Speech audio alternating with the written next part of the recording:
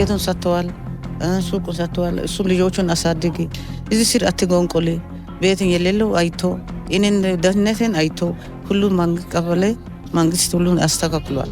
ፖሊሱ የህግ ሲያስከብር ከአሁን በፊት ሟቹ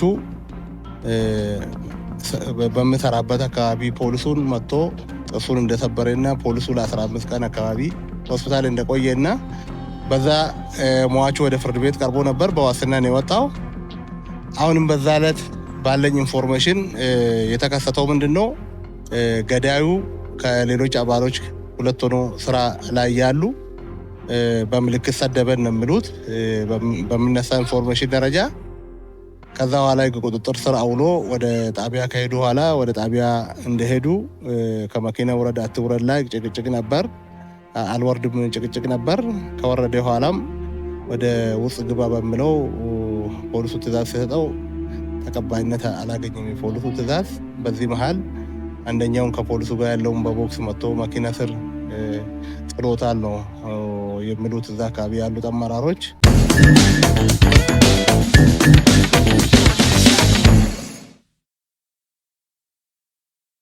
አንዳንድ አለመግባባቶችን በትዕግስት ማለፍ ከብዙ መጥፎ ድርጊቶች ይጠብቃሉ።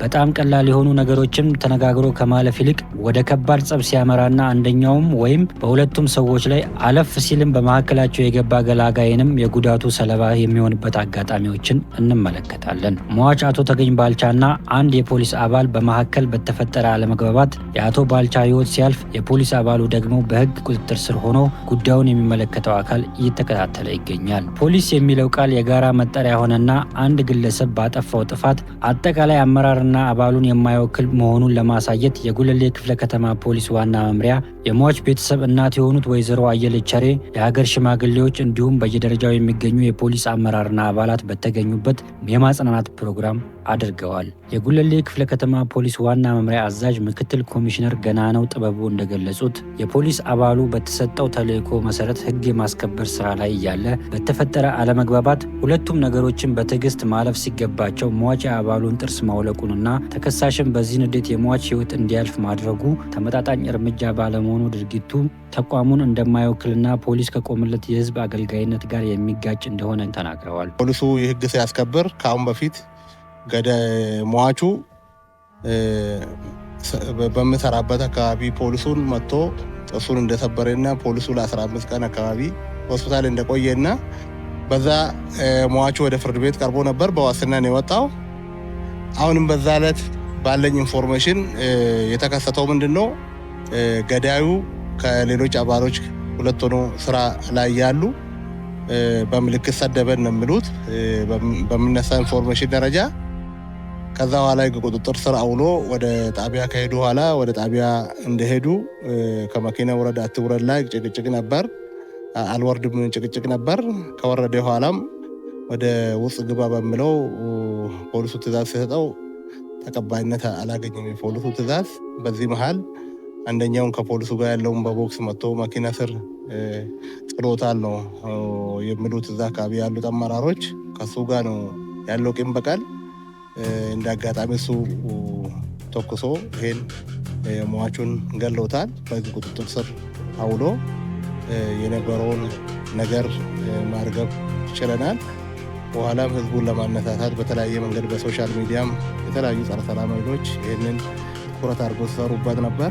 በአካባቢ ያሉት የሀገር ሽማግሌዎች ጋር እና ኢንፍሉዌንሻል የሆኑ ማህበረሰቦችን ወጣቶችንም ጭምር አሳትፈን ህብረተሰቡ እንዲረጋጋ አድርገን እያንዳንዱን ነገር ከቤተሰቡ ጋር እየተነጋገር ችግሮች ይፈተናል። በአጠቃላይ በስሜት የምናደርጋቸው ፖሊስም ይሁን ሲቪሉ ማህበረሰብ በስሜት የምናደርጋቸው ነገሮች ወደ ችግር እንደሚያስገቡንና ከህግ ተጠያቂነትም እንደማያወጣን አውቀን ከስሜት ነፃ ሆነን ችግሮችም ካሉ በመነጋገርና እርስ በራሳችን በምናደርገው ግንኙነት መፍታት አለብን እንጂ እንደዚህ አይነት ኢሰብአዊ ድርጊት መፈጸም የለበትም። ከተጠያቂነትም ስለማንወጣ ለወደፊቱ ለእኛ ፖሊስም ይሁን ለማህበረሰቡ ለሌላውም አካል ትምህርት የሚሆን ነውና በዚህ ደረጃ ነው ችግሩን ፈተን ለዚህ የደረሰው።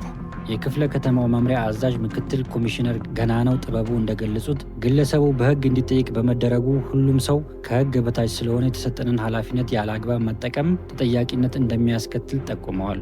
ድርጊቱ የተፈጸመው በግለሰብ ነው። ይህንን የፖሊስ ኢንስቲትዩሽን አይደለም የፈጸመው ግለሰብ ነው እና ግለሰቡ እንዲጠየቅም ተደርገዋል። ለወደፊቱም የምናደርገው ይህንኑ ነው። ስለዚህ ነገም ይሄ ፖሊስ ከማህበረሰቡ ነው የወጣው፣ ችግር ሊፈጥር ይችላል። ግለሰብ ኢንስቲትዩሽኑን መፈረጅ ወይም ደግሞ ፖሊስ እንዳረገ ሁሉንም ፖሊስ በጋራ መራገም ሳይሆን ግለሰቡን ሕግ ቁጥጥር ስር አውለናል። ነገም በዛ አንግል ለምንሄደውና ሌላውም ማህበረሰብ ፖሊስን በጅምላ መፈረጅ ሳይሆን ችግር የፈጠረውን ሕግ ቁጥጥር ስር አውለናል። እኛም ደግሞ ፖሊስም ሆነ ማናችንም ከሕግ በላይ እንዳልሆንና ስራችንን በተሰጠን ገደብና ስልጣን መሰረት መፈጸም አለብን። ያነጋገርናቸው የአካባቢ ሽማግሌዎች በወቅቱ የተደረገው ቅስቀሳ የተሳሳተ ግንዛቤ በመሆኑ የተፈጠረውን ግርግር በጋሞ ባህል ሽምግልና ስነስርዓት መሰረት የሟች ቤተሰብና ማህበረሰቡን በማረጋጋት የተፈጠረውን ችግር በሰላማዊ መንገድ እንዲፈታ በማድረግ ፖሊስ ከህዝብ የወጣ ለህዝብ የቆመ መሆኑን አስመስክሯል በማለት ገልጸዋል። ባድ ችግር ነው የተፈጠረው። የሰማ ሁሉ በቃ ፖሊስ እንዲያደርጋል የሚባል በቃ እንደውም ተቋሙ ሆን ብሎ እንዳደረገ ያርገው ህዝቡ ሳያውቅ ያው እንዲህ አይነት ሐሳቦች በጣም እንትን ብሎ ነበሩ። መጀመሪያም በተከሰተ ወቅትም ለማርገብ በተቻለ መጠን ችግር የለም። በሁለት ሰዎች መሃል ላይ በተፈጠረ ነገር ሌላ ህይወት ሌላ ተጨማሪ ህይወት እንዳይወርቅ ይባካችሁ እያለን በተቻለ መጠን ያው እንትን አድርገን በዛ ምክንያት ነው ያው በተቻለ መጠን ያደረው። በነጋታውም በቀብሩ ጊዜም እንደዚሁ ወጣቱ በጣም ከፍተኛ ነበር። ግለሰባዊ በሆነ ስሜት ፖሊስ አካሉ የአቶ ተጋኝ ባልቻ ላይ ግድያ ወንጀል ፈጽሟል። ከዛ በኋላ ማህበረሰቡ ውስጥ ወጣቱም አዛውንቱም ጋር ተቋሙ አስነስቶ ቁጣ ቀስቅሶ ነበረና በዛ ቁጣ ላይ እንግዲህ እኛ የሀገር ሽማግሌዎች እንደመሆናችን መጠን ይሄ ደግሞ የተኛውም የፖሊስ ተቋም የማይወክል የግለሰብ ጉዳይ እንደመሆኑ መጠን ግን በፖሊስ አባሉ በተደረገ ግድያ ምክንያት የተቀሰቀሰውን ጉዳይ ቁጣ ማብረድ እንደ ሀገር ሽማግሌ ከኛ ይጠበቃል። ያውም ማህበራዊ ግዴታችን ነበረና በዛ አግባብ ገብተን ወጣቱን እጅግ በጣም ዲስፕሊን በሆነ ሁኔታ ያንን የተቀሰቀሰውን ቁጣ እንዲበርድና ሳርም ጭምር በጋሞ ባህል እንግዲህ አንድ ነገር ቁጣ ማህበረሰቡ ውስጥ ሲከሰት ሳር ወይም ቄጠማ ይዞ ቁጣ የማብረድ ባህል የሽምግልና ስርዓት አለና በዛ አግባብ ገብተን አበርደናል። ከአዲስ ፖሊስ ጋር ቆይታ ያደረጉት የሟች ወላጅናት ወይዘሮ አየለች ቸሬ ልጃቸው የቤተሰብ ኃላፊ ጧሪና ደጋፊያቸው በመሆኑ የተሰማቸውን ሐዘን ገልጸው ፖሊስ ያደረገላቸው ድጋፍ ግን ያልጠበቁት መሆኑን በመግለጽ ፖሊስ ከህዝብ የተገኘ ለህዝብ ሰላምና ደህንነት የቆመ መሆኑን ስላሳየ ፖሊስ ላደረገላቸው ድጋፍ አመስግነዋል። ፖሊስ አሁን ሁሉ ነገር አርጓል። ሁሉ ነገር መንግስት ጋር ተባብረዋል። ገንዘቡ ምድቱ አሁኑ ቤቱን ሰጥተዋል፣ ሱቁን ሰጥተዋል። እሱ ልጆቹን አሳድጊ እዚህ ስር አትጎንቆሌ ቤትን የሌለው አይቶ እኔን ደህንነትን አይቶ ሁሉ መንግስት ቀበሌ መንግስት ሁሉን አስተካክሏል። ኢትሜና ጤና ይስጡ። የሱ ያለው መንግስትም ኩቡ አይነካ፣ ፖሊሶቹን ኩቡ አይነካ። ስለዚህ አሁን እነን የሚያቆም የጦሩ ልጅ አሁን እናንተ የጦራችሁ እግዚአብሔር አምላክ እናንተ ስጣችሁ። እሱ ነው የሚነበረ ሁሉ ቤተሰብ ያሳደረው እሱ ነው። ሽሮ ሜት አለ፣ ሱቅ አለ፣ ምን አለ ሁሉን ተከሰረ። አሁን ህይወት የጠፋ አሁን ህይወት የጠፋ መንግስት እኔን ረደ። መንግስት እድሜ ቆይ እናንተ የኔን ያገባችሁ የኔ በላይ አካል አርጋችሁ እግዚአብሔር ጠብቃችሁ። የሟች ቤተሰብ ተበትኖ እንዳይቀር ፖሊስ መምሪያውና አስተዳደሩ በመነጋገር የመኖሪያ ቤትና የንግድ ሱቅ መተዳደሪያ መሰጠቱም እንዳስደሰታቸው ገልጸዋል።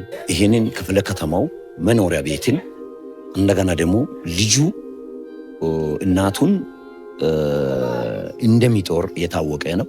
ነገር ግን ለእናቱ የልጁ መጦሪያ ተብሎ ለብቻ መስሪያ ቦታ ሱቅ ተሰጥተው የልጆች ማሳደጊያ ለብቻ ሱቅ ተሰጥተው ይህንን በማድረግ እንደገና ደግሞ አንዳንድ ወጪዎች እንደገና ደግሞ ልጁን መቅበር የሚገባው መንግስት ነው መቅበር አለበት በሚል ክፍለ ከተማው 100 ሺህ ብር በመስጠት እንደገና ለአንዳንድ ወጪዎች እንዲሆን በማድረግ እንደገና ደግሞ የጉለሌ ፖሊስ መምሪያ እንደገና ደግሞ በተቻለ መጠን የተበጀተ ነገር ባይኖርንም እንኳን ከኪሳችን ቢሆን ይህንን ቤተሰብ ማጽናናት መቻል አለብን በሚል 200 ሺህ ብር በማበረከቱ ህብረተሰቡ እጅግ በጣም ህብረተሰቡ በቃ ከሐዘኑ በላይ ህብረተሰቡ በጣም ደስ ብሎት እግዚአብሔር ይስጠው